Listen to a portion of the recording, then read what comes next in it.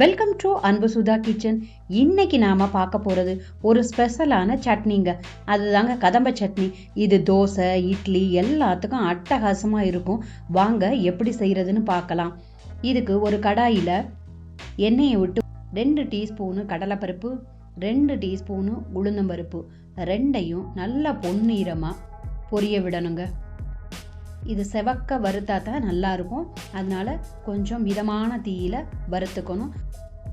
10 பல்லு பூண்டு அதையும் சேர்த்து, ஒரு துண்டு இஞ்சி அதையும் சேர்த்துக்கணும். 8 வரமிளகாய் காரத்துக்காக, இன்னும் கொஞ்சம் காரம் எனக்கு தேவைப்படுறதுனால 3 பச்சை மிளகாயை சேர்த்துருக்கேங்க. அது கூட 1 கப்பு வெங்காயம், அதாவது ஒரு பெரிய வெங்காயத்தில் 2 வெங்காயம் எடுத்துருக்கி அதையும் இது கூட போட்டு நல்லா வதக்கிக்கங்க. கொஞ்சம் நல்லா வதங்குற வரைக்கும் மிதமான தீயில வதக்கணும்னா டேஸ்ட்டு நல்லா இருக்குங்க. இது கூட 1/2 டீஸ்பூனு பெருங்காயத்தூள், 1/2 டீஸ்பூன் மஞ்சத்தூள் இது ரெண்டையும் சேர்த்துக்கணும். மஞ்சள் நல்லது அதுக்காக, பெருங்காயமும் நல்லது அதுக்காக. ஒரு துண்டு புளி அதையும் சேர்த்துக்கணும். நல்லா கனிஞ்ச ஒரு பெரிய தக்காளி எடுத்துக்கணும். ரொம்ப டேஸ்ட்டாக இருக்குங்க அந்த சட்னி.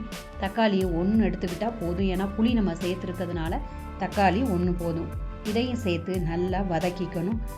இப்போ கொஞ்சமாக கருவேப்பிலை எடுத்துக்கணும். கொத்தமல்லி, புதினா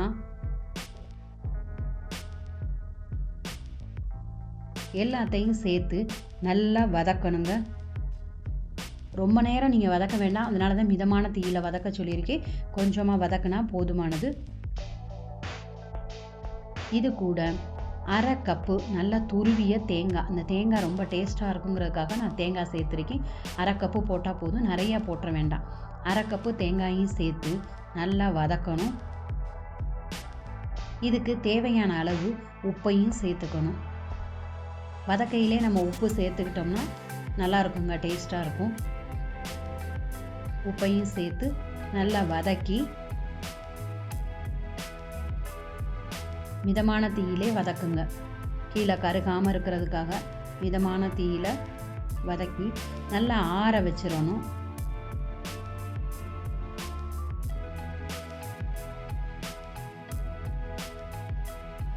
பாருங்க, நல்ல நிறமே சூப்பராக இருக்கு. ஆற வச்சதுக்கப்புறம் ஒரு மிக்ஸி ஜாருக்கு மாற்றிக்கணும். இதுக்கு தேவையான அளவு தண்ணியையும் சேர்த்து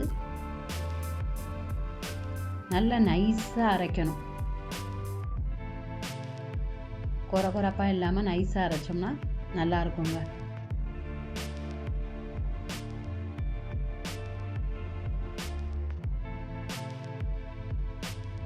இப்போ அரைச்சி எடுத்துகிட்டு வந்துடுவோம். பாருங்கள், நல்லா நைஸாக அரைச்சிருக்கேன். இதை ஒரு பவுலுக்கு மாற்றிக்கணும். கலரும் நல்லா இருக்குது, டேஸ்ட்டும் அப்படி இருந்துச்சு. நல்லா வாசனையாக இருந்துச்சு. அந்த புதினா, கொத்தமல்லி, இஞ்சி இதெல்லாம் போட்ட உடனே பூண்டு எல்லாம்.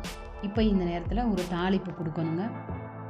ஒரு கடாயில் எண்ணெயை விட்டு 1/2 டீஸ்பூன் உளுந்து, 1/2 டீஸ்பூனு கடுகு ரெண்டையும் சேர்த்து நல்லா படபடன்னு பொரிய விடுங்க.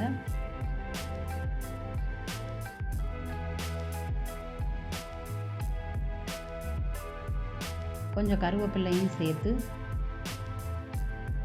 நம்ம அரைச்சி வச்சுருக்க கதம்ப சட்னியில் ஊற்றிட்டோம்னா சூப்பரான கதம்ப சட்னி ரெடிங்க. இட்லி, தோசை எல்லாத்துக்கும் சூப்பராக இருக்கும். சப்பாத்திக்கு கூட நம்ம தொட்டுக்கலாம்.